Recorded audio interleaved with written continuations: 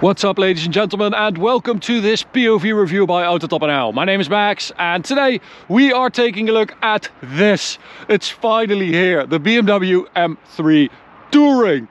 Oh my god, this thing is so freaking cool, and the way we got it is even cooler because this is Max's car, and Max is a viewer who just got the first service at 2000 or 2500 kilometers and then said, you are the first ones to drive it after that on the Autobahn, which is just amazing. And he said, well, yeah, I always watch your videos, so I'm happy that I can do something back for you, which that is just so wholesome, and I really appreciate that. So thank you, Max. You've got a really cool name as well. So yeah, all round very cool guy. Today I'm going to show you around this new M3 Touring. Of course, BMW never made this. We have been complaining about that. We have been asking for an M3 Touring for years now. They actually made an E46 M3 Touring, a one-off, but they decided to not take it into production. And well, that is just a bummer because I think this is such a cool car. I think it works really well with the wider arches. It is longer, wider and lower than a regular 3 Series Touring. It just looks the business. And especially in this skyscraper gray, which is a really good color actually, I think, for this car. I love the spec. So Max went for the regular, you know, black stuff on the outside like we did. No carbon fiber exterior package, and that means that you have, you know, this grating here in black. The grille is just black. He does have the new BMW logo there. The M3 Touring only available as a competition and only available with xDrive. So there's just one version, competition, automatic, xDrive, which I kind of get. I kind of get that this is, you know, more of a daily, more of a holiday car, and that more people are going to use this. I mean, Max is taking it on 2 skiing trips as well this year, so I do get why they did that, why they decided to do that. But a rear-wheel drive manual Touring would be so cool as well. So that I kind of, yeah, I think it's a shame that you don't have the choice. Now, another thing that you don't get on the Touring is you don't get a carbon fiber roof, as you can see, so it is always black. The roof rails are also always black, and then you've got a little gurney spoiler here that is also always black. So no carbon roof, which is a shame, but I still think it looks really cool. Max did not go for the carbon ceramic brakes. He has the regular steel brakes, which are great. As a steel brake setup, it is a very good setup, but this is quite a heavy car. So it weighs around 1865 kilos, which is only 30 kilos less than a BMW M5. And that means that you do have quite a bit of weight to slow down, and it's got a top speed of 288 on the speedo. So you do feel on the Autobahn, sometimes you feel like, okay, I have to like manage the brakes a little bit, make sure that they don't get too hot, because otherwise you just fry them. We've got winter tires as well, Pirelli Sotter Zeros, 275 at the front, 19-inch, and then 20-inch at the rear, 285s. Regular competition wheels, beautiful. And then of course this is the business end. We've got the split window, which is super nice, and then you've got 500 liters of luggage space here, trunk space.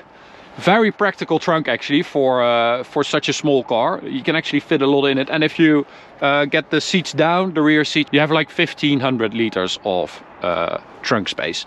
You can use that button. That is very quick, super nice.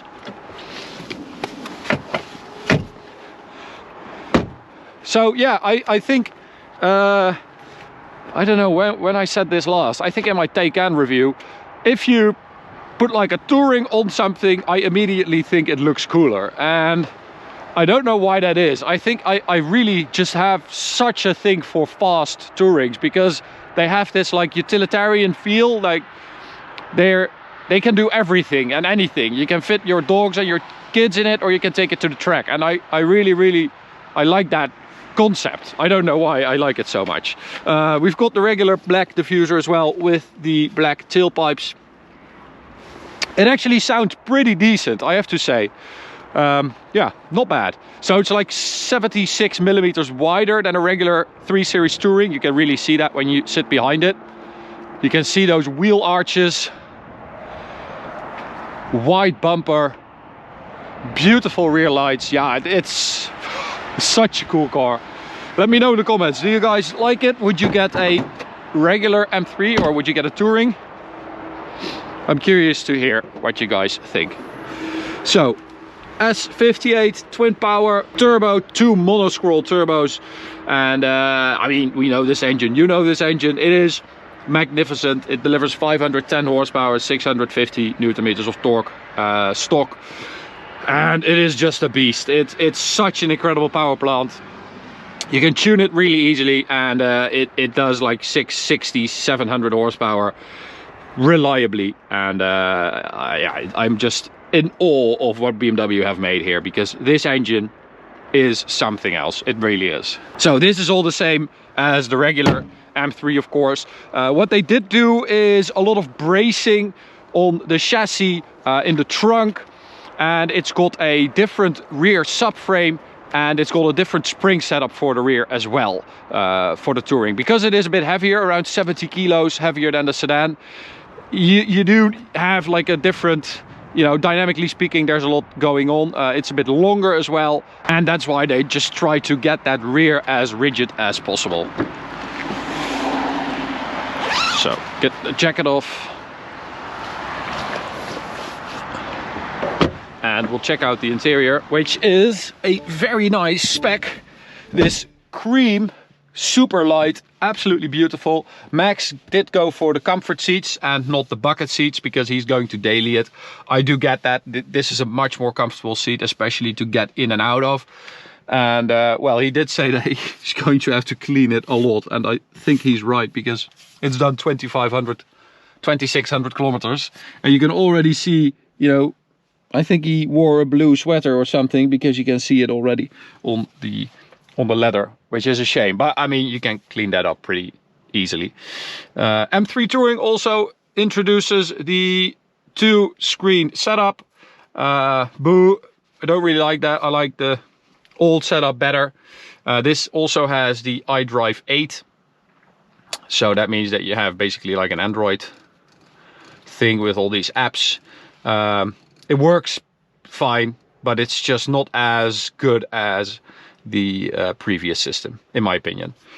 It's not as easy to use, and I think it looks all a bit, especially the speedo, it looks a bit video gamey to me and not motorsport. But that is just me, I think. I think a lot of people will actually prefer this, because it's more digital, more screen. It is curved, which is nice, and the quality of the screen and everything is super nice. It works really well, but yeah, I just long to the days of analog speedos and rev counters and stuff like that, but maybe I'm just a grandpa. Now, of course, we have the xDrive system that is switchable, so if we hit setup right there, we can choose between 4-wheel drive sport and 2-wheel drive. You do have to disengage traction control all the way to be able to do that. So back to setup, and then you can choose sport or 2-wheel drive, which is very nice. And I saw a lot of comments about this when we posted a photo of the new M3 CS, when we said we were hoping that it would be rear-wheel drive. It's not as simple as just saying, well, you can switch it off so it's just as good. It does feel different, and that is just because something is happening at the front. I don't know if it's just the fact that it's heavier or that there's just something happening over there, but the steering is noticeably less eager to give feedback. The nose feels a bit heavier. It just feels a bit more distant than our car, which is a rear-wheel drive manual. So that is basically the lightest setup you can have. This is the heaviest setup you can have. So there is a lot of difference between all those different M3s, which is good. That's a good thing. Don't get me wrong. drive sport mode is basically most of the power is sent to the rear wheels, and when it needs to, it sends more to the front. So this is basically your front wheel drive is your safety net, is your traction control, which works super well. It also sounds pretty good. If you haven't checked out the sound video yet, you can click in the top right corner if you want to hear it from the outside, but it sounds very good. Now, four-wheel drive means that you also have a decent launch, of course. Let's put it in four-wheel drive, which is just the fastest way to get off the line in this weather, I think. So, foot on the brake, full throttle, launch control, ready, there we go. Oh, that is very quick. So BMW claims 3.6 seconds, we did 3.5. That is very quick for a almost 1900 kilo station wagon that will take all your crap with ease. It is really amazing. That is a very good result. That is of course the benefit of having four-wheel drive. A lot of people are going to use this car for their holidays, for their family stuff, daily driving it in all kinds of weather, and yeah, then four-wheel drive just makes sense in a performance car like this. And if you approach it like that, this thing handles amazingly well.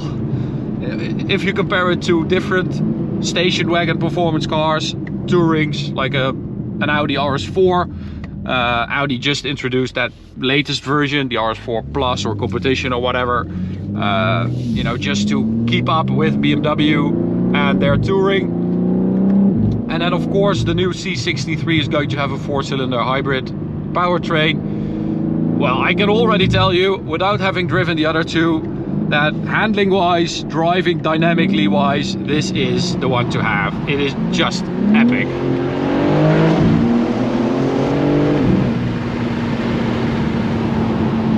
And the gearbox is at FH speed, is beautiful as always, super responsive, does whatever you want, whenever you want it to. And if you leave it in automatic mode, it also does whatever you want, whatever you want it.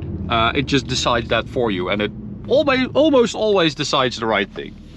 So, rear wheel drive is rear wheel drive. It just sends everything to the rear, and even though it does feel a little less connected than our rear wheel drive M3, you can still do massive slides with it, and it feels just amazing. The balance in this car is just epic. So let's hit the Autobahn, go back to four-wheel drive sport, and here we go, full throttle.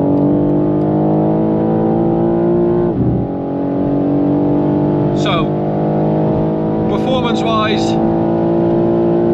how does it compare to a sedan X-Drive M3? Well, it's a little bit slower. Well, it's quite a bit slower than that car. We measured this car from 100 to 200 at 9.1 seconds. Which is not bad, but it's not super quick either. We measured the X-Drive sedan at 8.5 seconds, 100 to 200, and the rear wheel drive at 8 seconds. So it's 1.1 seconds between the fastest competition and the slowest competition, basically, which is quite a big difference. Now, of course, that is down to the additional weight, maybe aerodynamics as well, I don't know. But it is quite a bit slower than the other versions. Top speed, as I said, 288 on the speedo.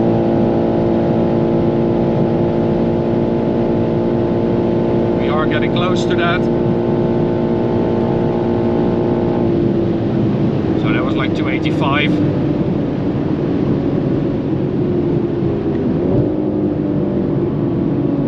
Brakes, as I said, the brake feel is good, the performance is good as well.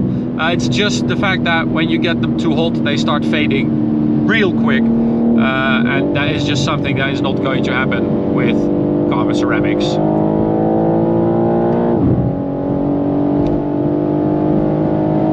But it still is an amazing station wagon. I mean, the fact that BMW finally decided to do this and do it right is just amazing to me, and I'm really grateful that they actually decided to do that, because we've been bitching about it for a long time, and they finally did it. They are probably coming with an M5 Touring on the next generation as well, which should be epic as well. So yeah, they are moving in the right direction when you look at it that way. I just don't like all the digital stuff. It's, yeah, that is not the right direction for me as a petrol head, as someone who loves cars. This just doesn't do it for me. So sound wise, as I said, for a stock car with OPF, it sounds pretty decent. But of course, we know from experience that, you know, there's a lot to gain on that front. So if you have an M3 and you want to improve the sound of your M3, you can check out our shop, autotopnl.shop, for a couple of 200 cell downpipes, for instance, or a mid pipe, or a single mid pipe exhaust modification, which takes the two exhaust pipes and merges them into one, which completely changes the sound. We have a lot of modifications available for this car on our website, so go check it out. Link is in the description. Max, thank you so much for taking your M3 Touring to us this quickly. They're not going to build a lot of them because they just don't have the capacity, so it is quite rare to find one, so we really appreciate it. To you guys, thanks for watching. Hope you enjoyed it. You can subscribe by clicking the big button in the middle. You can also check out this video on the right or this playlist on the left. See you the next one. Bye.